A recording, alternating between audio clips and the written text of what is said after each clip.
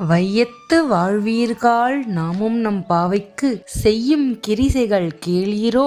பார்க்கடலுள் பையத் துயின்ற பரம நடிபாடி நெய்யுண்ணோம் பாலுண்ணோம் நாட்காலே நீராடி மையிட்டு எழுதோம் மலரிட்டு நாம் முடியோம் செய்யாதென செய்யோம் தீக்குறளை சென்றோதோம். ஐயம் பிச்சையும் ஆந்தனையும் கைகாட்டி உய்யுமாறெண்ணி உகந்தேலோர் எம்பாவாய். திருமால் கண்ணனாக அவதரித்த ஆயர்பாடியில் வாழும் சிறுமிகளே, நாம் இவ்வுலகில் இருந்து விடுபட்டு அந்த பரந்தாமனின் திருவடிகளை அடைவதற்காக நாம் செய்த பாவையை வணங்கி விரதமிருக்கும் வழிமுறைகளை கேளுங்கள்.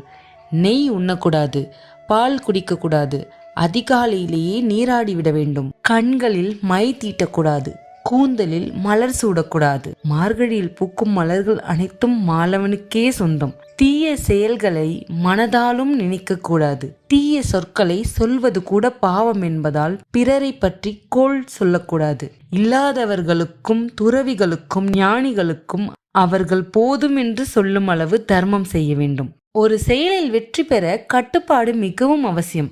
வாயை கட்டி போட்டால் மனம் கட்டுப்படும், மனம் கட்டுப்பட்டால் கடவுள் கண்ணுக்கு தெரிவான்.